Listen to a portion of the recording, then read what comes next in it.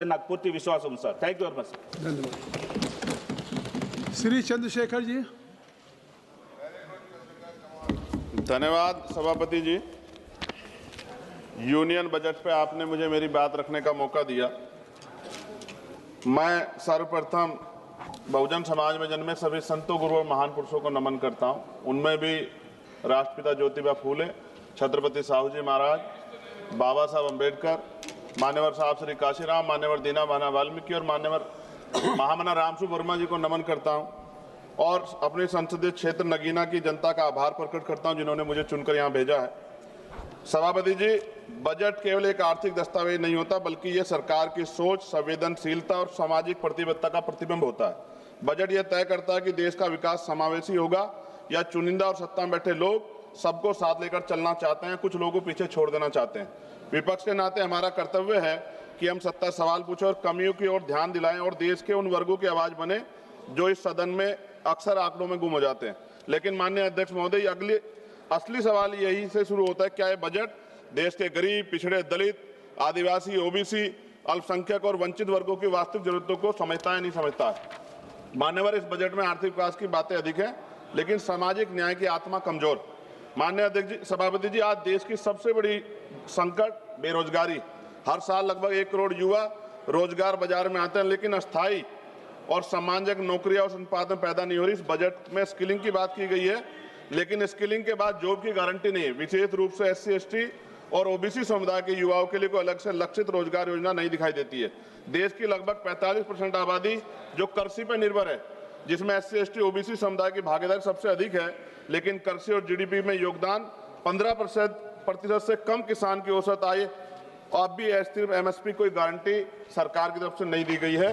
सभापति जी, महंगाई का सबसे बड़ा असर गरीब, दलित, आदिवासी और पिछड़े वर्ग को पड़ता है।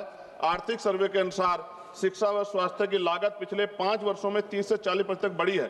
खाद्य वस्तु कीमतें गरीब परिवारों की थाली को छोटा कर रही है, लेकिन इस बजट में इन वर्गों के लिए कोई सीधी राहत नहीं दिखाई देती। सभापति जी, SC, ST और OBC वर्ग के मुख्य रूप से सरकारी स्वास्थ्य ये वर्ग है, ये मुख्य रूप से सरकारी स्वास्थ्य व्यवस्था पर निर्भर है, लेकिन भारत आज भी स्वास्थ्य पर GDP का केवल 2% खर्च करता है और ग्रामीण और आदिवासी क्षेत्रों में डॉक्टरों की और अस्पतालों की भारी कमी है। इस बजट में सार्वजनिक स्वास्थ्य ढांचे को मजबूत करने के लिए कोई निर्णायक वित्तीय छलांग नहीं। सभापति जी, शिक्षा के माध्यम जिससे सामाजिक असमानता टूटती है, लेकिन इस बजट में शिक्षा पर खर्च GDP के लगभग 3% के आसपास और SC, ST, OBC के छात्रों की छात्रवृत्ति में देरी और अनिश्चितता बनी हुई है। शिक्षा गरीब परिवारों की पहुंच से बहुत दूर है। यह स्थिति समान अवसरों की अवधारणा को कमजोर करती है।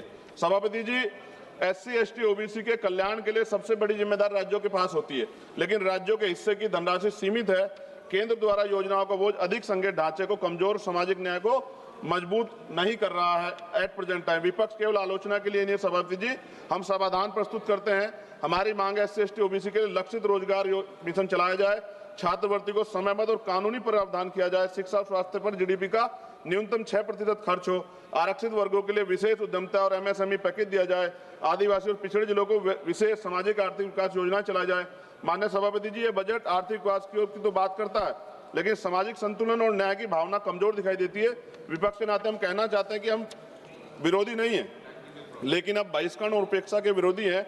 जब तक SC, ST, OBC और वंचित और विकास की मुख्य धारा में बराबरी में शामिल हो, तब तक विकसित भारत का सपना अधूरा है। सभापति जी, सरकार सो स्मार्ट सिटी की बात कर रही थी, लेकिन आज भी भारत में सफाई कर्मचारी, संविदा कर्मी गटर में उतरता है सर। और मैं सरकार से पूछना चाहता हूं, चांद पर पहुंच गए, लेकिन अपने भाइयों की सुरक्षा और तकनीकी मशीनें उनको क्यों नहीं उपलब्ध करा पाए? प्रमोशन में रिजर्वेशन SC, ST, OBC कर्मचारियों को नहीं मिल रहा है और पुरानी पेंशन सर मिलनी चाहिए, उस पर सरकार ने कोई जवाब नहीं दिया है। सभापति जी, बिजली के दाम उत्तर प्रदेश में देश की अपेक्षा, खत्म करूंगा सर, राष्ट्रपति भाषण पे भी आप देख रहे हैं मौका नहीं मिला, 12 दिन बाद वो मौका मिला है, तो जल्दी खत्म करो ना, कुछ मांगे तो अन्य राज्यों की तुलना में सर हमारे यहाँ यूपी में ज्यादा है, जिसमें किसान, बुनकर, छोटे उद्योग और आम उपभोक्ता प्रभावित होते हैं। और गैस सिलेंडर सर जब चुनाव आता है तो सब जगह 500 का और चुनाव के बाद सर 1000 रुपए का, ये मजाक उड़ता है सर गरीबों का। सभापति जी, 1 रुपए लीज पे पूंजीपतियों को जमीन दी जाती है, क्या ऐसी कोई योजना गरीबों के लिए भी आएगी, SC, ST, OBC माइनॉरिटी के लिए, कि उनको भी जमीन मिल जाए? साथ साथ सरकार दिवाली, धार्मिक तमाम जो धार्मिक आयोजन है सर उन पे बजट देती है, लेकिन SC ST OBC के जो महापुरुष हैं सर, जैसे बुद्ध पूर्णिमा कार्यक्रम होता है, रविदास जयंती जी का कार्यक्रम होता है, अम्बेडकर जयंती का, फूले जयंती का, पेरियार जयंती का, बिरसा मुंडा जयंती का, इन तमाम उस पर तो कोई बजट नहीं आता सर। और BT एक्ट सर बोध गया सौंपा जाना चाहिए बौद्धों को सर, बहुत दिन से उनका आंदोलन चल रहा है, कल से आंदोलन हो रहा है सर। और अहिल्याबाई होलकर जी की देखिए आप मूर्ति तोड़ दी गई और बाबा साहब का पोस्टर जला रहे हैं सर मध्य प्रदेश में, सरकार ध्यान नहीं दे रही। आप अपनी मांग सर, हाँ मांग रख रहा हूँ सर। ऑलरेडी एक और प्रधानमंत्री आवास योजना का दावा है और उत्तराखंड के नैनीताल में हल्द्वानी में गरीब परिवारों को बेघर करने के लिए मकान तोड़े जा रहे हैं सर। कृपया पंजाब में जो बाढ़ आई थी सर, एक मिनट दीजिए सर, एक मिनट दीजिए। पंजाब में जो बाढ़ आई थी उनके लिए कोई विशेष योजना नहीं है और जातिगत जनगणना में जो सर OBC का कॉलम नहीं जोड़ा सर। मेरे लोकसभा क्षेत्र नगीना में हस्त निर्मित पेंटिंग ब्रुश कुटीर उद्योग, यह उद्योग पूरी तरह से हाथ से चलता है, दशकों तक कर मुक्त रहा, करीब 50% स्थानीय आबादी आजीविका इसी पे निर्भर है, 18% टैक्स लगा रखा। मेरी मांग है उसको 5% किया जाए सर। 2-3 मांगे सर, इनको उठा दो। काफी मांगे आपने कर दी सर काफी मांगे कर दी। रेलवे कनेक्टिविटी का विस्तार सर हमारे नगीना लोकसभा क्षेत्र में किया जाए। राष्ट्रीय एवं राज्य मार्गों सर, ग्रामीण क्षेत्रों में सड़कों की हालत बड़ी खराब है। जिला अस्पताल सर, वहां IIT IIM और एयरपोर्ट बने, इसकी मांग हमने पिछली बार भी उठाई थी सर। अंत में लघु उद्योग सर, MSME का कोई प्रोजेक्ट जो ऐसा लगता है जैसे हम विपक्ष के लोग हैं तो हमारे लिए कोई योजना हमारे क्षेत्रों के लिए नहीं होगी सर। सबका साथ, और सबका कौशल विकास सर, युवाओं के लिए आधुनिक स्किल डेवलपमेंट सेंटर स्थापित किया जाए मेरे क्षेत्र में। लोकतंत्र की ताकत सवाल पूछने में है और संसद की गरिमा कमजोरी की आवाज उठाने में। मैं सर अंत में कहना चाहता हूँ SC ST OBC पे अन्याय कब रुकेगा? श्री कल्याण बनर्जी सर, हो गई। the union budget of 2026-27